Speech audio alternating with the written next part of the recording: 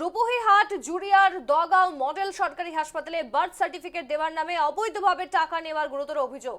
এই ঘটনায় বিল্লাল নামের এক ব্যক্তির বিরুদ্ধে অভিযোগ সামনে আসতেই তিনি ক্যামেরা দেখে সেখান থেকে পালিয়ে যান। অভিযোগ অনুযায়ী হাসপাতালে রোগীদের পরিষেবা প্রদানের পরিবর্তে একটি দালাল চক্র সক্রিয় হয়ে উঠেছে। মজিবুর ও বিল্লাল নামে দুই দালাল নাকি দীর্ঘদিন ধরে সাধারণ মানুষের কাছ থেকে টাকা আদায় করে বিভিন্ন সরকারি পরিষেবা প্রদানের নামে লুণ্ঠন চালাচ্ছে। জুড়িয়ায় দগাঁও মডেল হাসপাতালে দুর্নীতি ক্যামেরা দেখেই পালিয়ে যায় বিল্লাল। বার্থ সার্টিফিকেট দেওয়ার নামে অবৈধভাবে টাকা নেওয়ার অভিযোগ। হাসপাতালের রোগীদের পরিষেবা প্রদানের নামে চলছে লুণ্ঠন।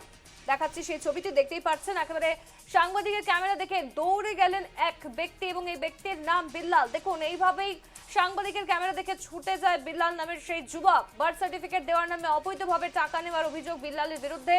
এবং অসমের নগাঁও জেলার এই ঘটনায় কিন্তু চাঞ্চল্যের সৃষ্টি হয়েছে। রূপহীহাট জুড়িয়ার দগাঁও মডেল সরকারি হাসপাতালে বার্থ সার্টিফিকেট দেওয়ার নামে লুণ্ঠন।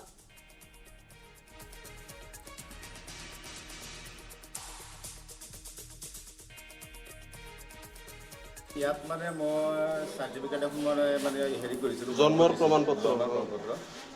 পিছত দিয়াৰ পিছত আপোনাৰ এই বিল্লাল নাম মানুহজন আৰু মজিবুৰ নামৰ মানুহজন দুজন যে আছে ইয়াত, আপোনালোকক সুধিলে তাক ইয়াত কিবা চৰকাৰী কৰ্মচাৰী বিষয়া নেকি? কিন্তু আমি সেইটো বিষয়ে আমি নাজানো, কিন্তু কোনটো পদত আছে কি কথা নাজানো। কিন্তু সিহঁতৰ ওচৰত আহিলে মানে এনেকুৱা ভাৱ লাগে যে সিহঁত হস্পিটেলত দগাঁও হস্পিটেলৰ কৰ্তৃপক্ষ নেকি বা আৰু বেলেগ কিবা কিবি নেকি, তেনেকুৱা লাগে আমাক। মানে দুৰ্ব্যৱহাৰ কৰে, মানে মানুহৰ কোনো ৰেছপন্স, মানুহ আহিলে ৰেছপন্স নাই। মানুহ এজন আহিলে কোনো ধৰণৰ গুৰুত্ব নাই, কোনো গুৰুত্ব নাই। আৰু কোনে কোনে কৰে আপোনাৰ বিল্লাল নাম যিজন মানুহজন আৰু আছে মজিবুৰ, তেওঁ দুজনে।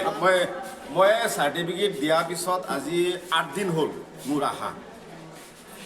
8 দিন মানে মই মোৰ নিজে কাম কৰি থকা মানুহ, মই কাম এৰি চেৰি আহিছোঁ। কাম এৰি পেলাই আহি পেলাই সিহঁতৰ ওচৰত আহি পেলাই সুধিলে সিহঁতে কয় আজি নহ'ব কাইলৈ। আমরা জানবো বিস্তারিত, সরাসরি চলে যাবো প্রতিনিধি আবু আনসারি আমাদের সঙ্গে যুক্ত হয়েছে লাইভে। আবু, এর আগেও আমরা এই খবর দেখেছিলাম যেখানে অনেকেই কিন্তু রোগীর পরিবারের অভিযোগ করছিলেন যে বার্থ সার্টিফিকেট দেওয়ার নাম করে প্রায় 200 থেকে 300 টাকা লুণ্ঠন করছে সকলেই। এবং যে যাদের বিরুদ্ধে অভিযোগ, আজ দেখা গেল সাংবাদিকের ক্যামেরা দেখে বিল্লাল একেবারে পালিয়ে যায়। প্রশাসন কোনো ব্যবস্থা কেন নিচ্ছে না, এখনের কি আপডেট রয়েছে? হ্যাঁ, আজকের থেকে আমরা ধরুন 5 দিন আগে নিউজটা আমাদের নিউজ বাংলা সম্প্রচারিত হয়েছিল। তারপরে দেখা গিয়েছিল যে মজিবুর রহমান আর বিল্লাল উদ্দিনে যে হসপিটালে আসছেন না, যে কিবা তদন্ত চলবে কিবা কি হবে তাদের কি। 3 দিন পরে দেখা গিয়েছে যে বিল্লাল উদ্দিনে যখন আমাদের দগাঁও মডেল হসপিটালের পবে দাঁড়াতে আমাদের ক্যামেরা যখন তাকে মানে ফুৎপুসুতানে ডাকছিল, তখন বিল্লাল উদ্দিনে তারপরে পলায়ন করছে, যে ক্যামেরা দেখে দৌড়ে দৌড়ে পলায়ন করছে। কিন্তু একটা কথা বুঝতে গিয়েছে যে বিল্লাল উদ্দিনে দেখা গেছে যে সময় জন্ম প্রমাণপত্র নিয়ে যে অভিযোগ করছিল যে দালালের রাজ টাকা নিয়ে, এতে সম্পূর্ণ দেখা গেছে যে সব হাঁচা হয়েছে। আরেকটা কথা আমি বলতে পারি যে বিল্লাল উদ্দিনের যে সরকারের থেকে দাবি করেছে জনতায় যে বিল্লাল আর মজিবুরকে যে প্রকারে হোক যে তদন্তর আওতায় আনতে লাগে। সেই সময় দেখা গেছে যে আমাদের নগাঁও জেলার যে বিষয় আছিল, উচ্চ পর্যায়ের বিষয় আসছিল, কিন্তু তারাও ক্যামেরার সামনে কোনো কথা বলেননি। কিন্তু এই কথাটা কিন্তু এখন পর্যন্ত কিন্তু যে বুঝতে পারছি যে আমাদের কিছু সরকারি কিছু বিষয় আছে তাদের সঙ্গে কি জড়িত আছে, সেই নিয়েও কিন্তু স্থানীয় জনতার মাঝে কিন্তু প্রশ্ন উঠছে।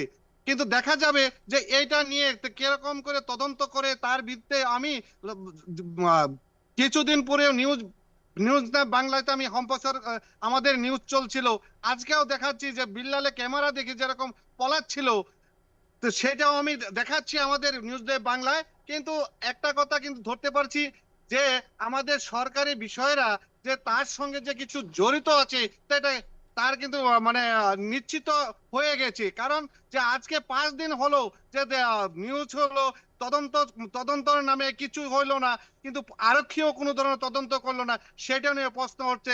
সোনালী, বেশ ধন্যবাদ তোমায় আবু।